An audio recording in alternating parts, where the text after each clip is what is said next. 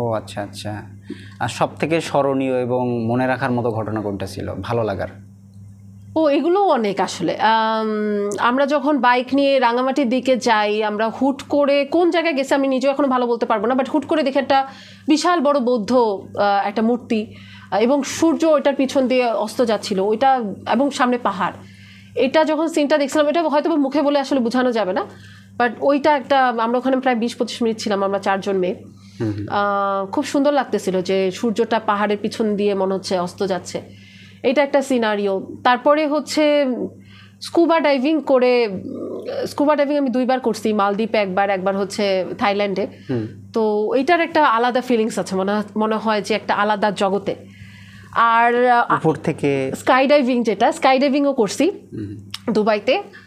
Sky ডাইভিংটা অনেক চাচাইছি আমি কারণ আমার হাইট ফোবিয়া আছে, তারপরও হচ্ছে প্লেন থেকে লাফ দিছি, অনেকক্ষণ চোখ বন্ধ করেছিলাম, বাট পরে তাকাইছি।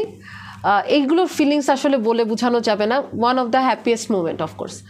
আর হচ্ছে হ্যাপিয়েস্ট মোমেন্টের মধ্যে অনেক কিছুই আছে, যেমন রিসেন্টলি বলতে গত বছর আমি হচ্ছে সাউথ আফ্রিকায় গেলাম, ওখানে দেখলাম যে একটা জিরাফকে খাবলায় খাবলায় একটা সিংহ খাইতেছে আমার সামনে। আমরা খাই না, এটাই অনেক, বাট খাইতেছে। মানে এটা কোনো মানে বেড়া না, এটা ওপেন ন্যাশনাল পার্ক। ও আচ্ছা। তো ওইখানেই সাফারি করতে আমরা বরং সিকিউরিটির মধ্যে ছিলাম, মানে জিপ আর কি। সাধারণত ওরা নাকি মানুষ টাইপের আর কি, খাঁচাও ছিল, হ্যাঁ খাঁচা না মানে তাক দেয় আর কি, কিন্তু ওরা ছাড়া ওরা নিজেদের মতো করে খাইতেছে। আর মানে ওই একজন খাচ্ছে দেখে আরো 6টা সিংহী মানে ফিমেল সিংহ তারা দৌড়ে দৌড়ে আসতেছে। এই সিনগুলো মানে এটা কি হ্যাপিনেসের কি বলবো নাকি এটা হচ্ছে খুব অ্যাড্রেনালিন রাশ ছিল আর কি দেখে। এইবার এই গত বছরে আরেকটা ইন্টারেস্টিং কাজ করছে, সেটা হচ্ছে হাঙর মাছকে দেখার জন্য সমুদ্রে ডুব দিচ্ছিলাম। তো ওরা কি করতেছিল, ওরা হচ্ছে কিছু মাছ ইয়াতে ওই যে বড়শি আছে না, বড়শির মতোতে ঝুলাইতেছিল। হাঙর মাছ যেই আমার কাছে আসতেছিল অমনি এটাকে উঠাই দিচ্ছিল, হাঙর মাছ আমার কাছে এসে আবার সরে যাচ্ছিল।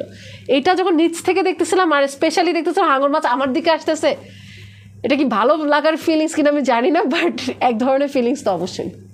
বেশ অ্যাডভেঞ্চার জীবনের মুখোমুখিও আপনি হয়েছেন।